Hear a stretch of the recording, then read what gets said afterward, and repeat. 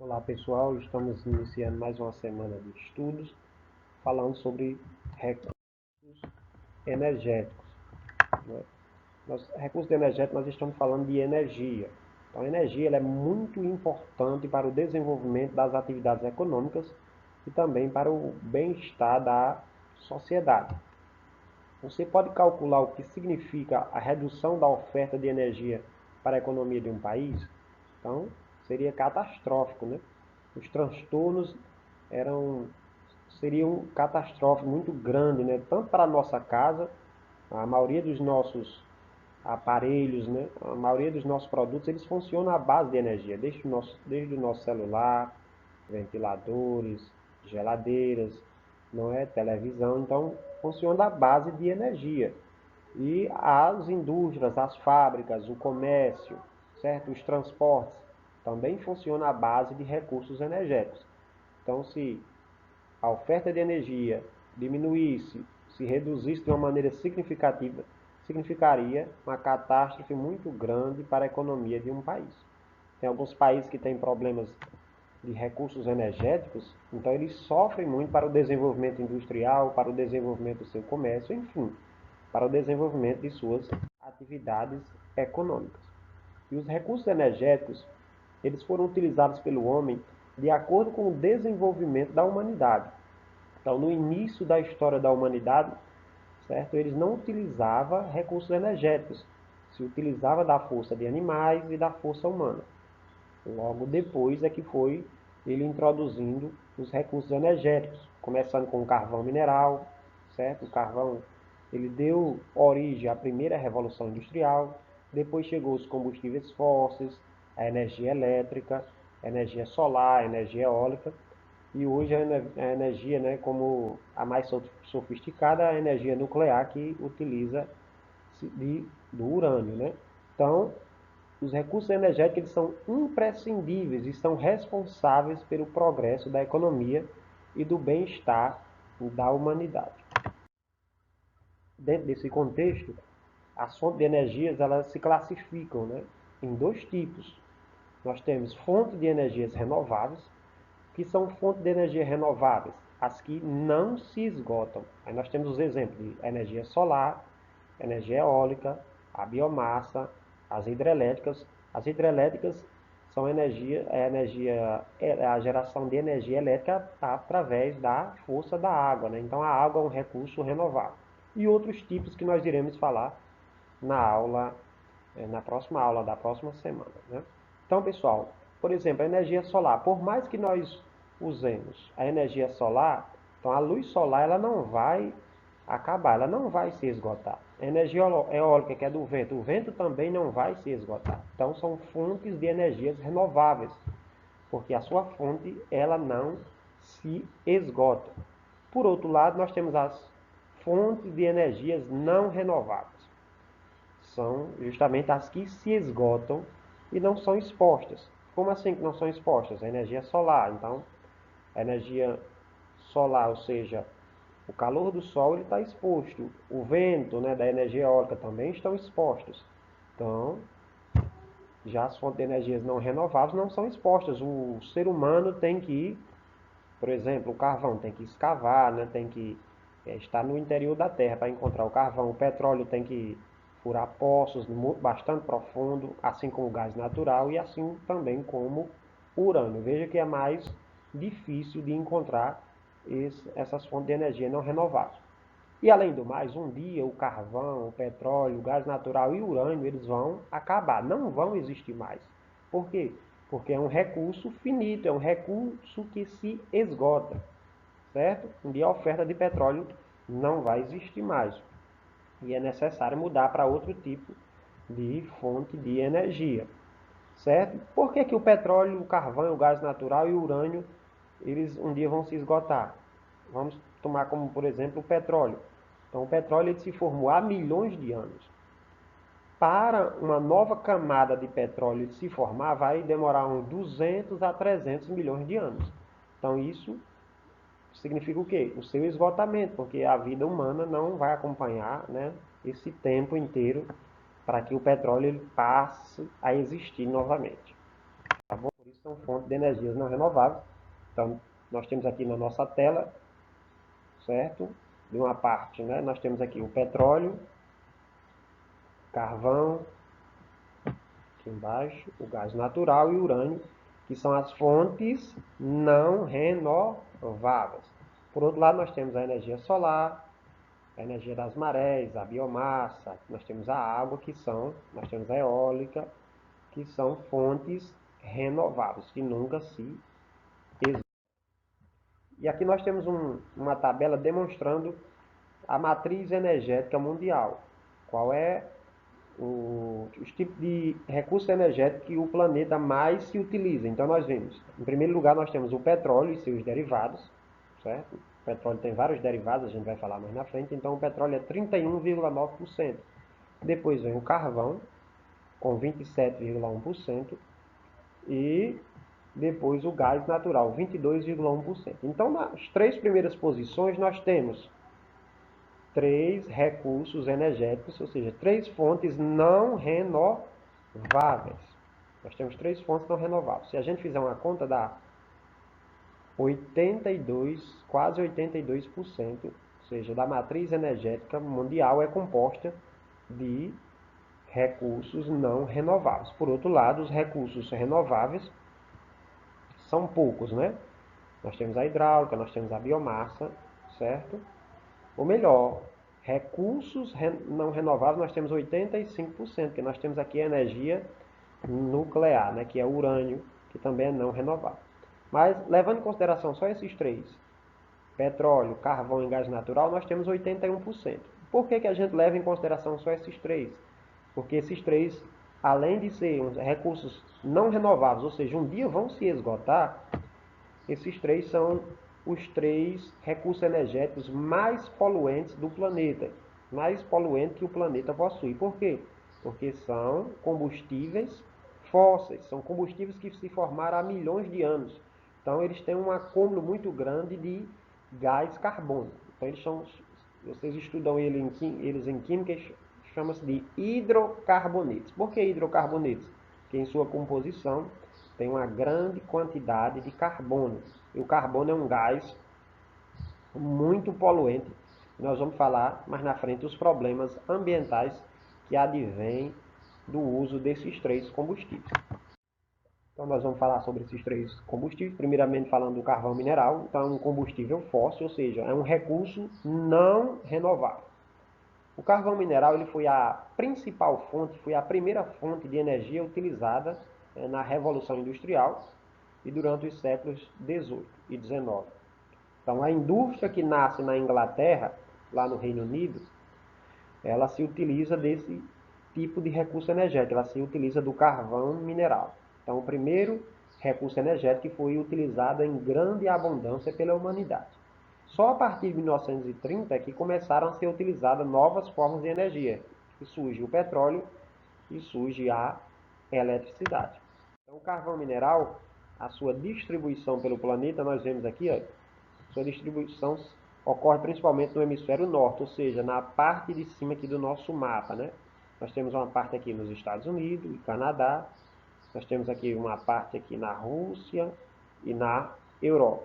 No hemisfério sul são poucas manchas, nós temos um pouquinho aqui na Austrália, um pouquinho aqui na África do Sul e um pouquinho no Brasil e na Argentina. Mas as jazidas de carvão, a sua grande maioria, ou seja, mais de 90%, se encontram no hemisfério norte. Certo? E para que em que se utiliza o carvão mineral? Então, o carvão mineral, certo? Aqui está dizendo que é a terceira fonte, mas não é a terceira fonte, é a segunda fonte de energia mais empregada no mundo. Primeiro é o petróleo, segundo é o carvão mineral. Suas principais utilizações são como matéria-prima para a produção de aço, na geração de energia elétrica a partir do aquecimento das caldeiras em usinas termoelétricas e como matéria-prima do setor carboquímico na produção de inseticidas. Por exemplo, indústrias que necessitam de um grande poder calorífico. Então, as indústrias como as termoelétricas, como as indústrias que trabalham com os metais, as metalúrgicas, as siderúrgicas. Então, os metais eles precisam ser derretidos, né? transformado no estado líquido. Então precisa de um grande poder calorífico. E o carvão mineral, ele tem esse grande poder calorífico. Então a queima do carvão mineral o poder calorífico dele é enorme. Se você pegar o carvão mineral, que é como se fosse uma rocha preta, certo? Então, um pedaço de carvão mineral do tamanho de uma maçã, ele tem capacidade de passar mais de 24 horas em combustão, ou seja, em fogo. Ou seja, veja como tem um grande poder calorífico. Diferente, por exemplo, você pega uma madeira pequena, em poucos minutos ela se consome inteira, né? Mas o carvão mineral não, ela passa muito tempo para que ela venha, né, acabar o seu poder de combustão. Então, o poder de combustão, de calor calorífico desse carvão mineral é imenso. E a formação dele é justamente através de quê? Ó? Em lugares aqui como pântanos, o que é um pântano? Então, um lugar que nós temos árvores e também muita água, né? Aquelas lagoas, né? Então, esses restos de plantas e restos de animais que ficam no interior do planeta Terra, né? No interior da crosta, certo? Recoberta aqui pelo solo, através do tempo, né? Com a pressão, com o calor, aos poucos eles vão se transformando em quê? Em carvão. Veja, pressão, calor, aí chega a transformar em carvão, que é essa parte aqui escura, né? Já o petróleo, que é a fonte de energia mais utilizada do mundo, né? Ou seja, a mais importante, ela foi utilizada na segunda revolução industrial, já no século XIX, né? Marcando seu início crescente de consumo. E as maiores reservas de petróleo, assim como o carvão, estão no hemisfério norte, certo? A formação do petróleo, ela se dá através de quê? De fitoplânctons e zooplâncton. O que é fitoplâncton? É uma vegetação que existe no mar. O zooplâncton é justamente os animais marinhos. Então eles morrem e são depositados no fundo do mar, são recobertos pela areia do mar, certo? E por milhões de anos, certo? Eles se formam. Juntamente com o petróleo, o gás natural também se forma. Então eles se formaram há milhões de anos. Por isso que eles são um recurso energético não renovável, porque eles demoram milhões de anos para poder se formar, certo? Então, se o petróleo se esgotar hoje, daqui a 200, 300 milhões de anos é que teremos novamente petróleo. Ou seja, então um recurso não renovável que a humanidade não tem capacidade de esperar todo esse tempo. A sua utilização, né? A gente falou da utilização do carvão mineral, vamos falar um pouco do petróleo. Então, o petróleo, nós temos o petróleo ele é extraído de poços, né, tanto na parte continental como na parte oceânica, muito profundos. Então, se retira o petróleo e transforma ele em vários derivados. Nós pegamos o petróleo e transformamos ele em gasolina, em querosene, em óleos, né, de motores, certo? E é utilizado em infinitos produtos, em sacolas, no plástico, né? É utilizado petróleo. Quase todos os produtos ele contém petróleo. Então, por isso que ele é muito importante. Então, por exemplo, para os automóveis, a maioria dos automóveis utiliza o quê? Petróleo, derivados do petróleo. A gasolina, o querosene, o óleo diesel para os carros maiores. Os aviões utilizam gasolina de avião, que é um derivado do petróleo, certo? Terceiro, o gás natural não é a segunda, pessoal, é a terceira principal fonte de energia mais utilizada do mundo. E apresenta um grande consumo, um aumento de consumo hoje. Então nós temos em primeiro lugar o petróleo, segundo lugar o carvão natural, terceiro lugar o gás natural. Vai chegar um momento que o gás natural vai ultrapassar o carvão mineral, mas hoje o gás natural ainda é a terceira fonte de energia mais utilizada, sendo o carvão mineral a segunda. O gás natural, como eu falei, ele está associado ao petróleo, sendo, portanto, um produto esgotado.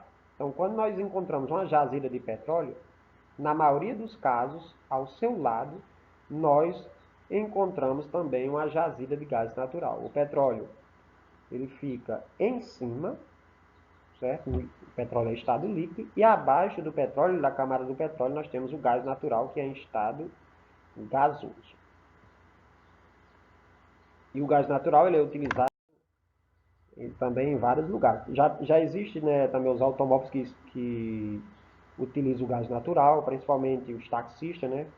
Coloca o gás natural. Os fogões, né, aqueles botijão, né, de gás, são gás natural.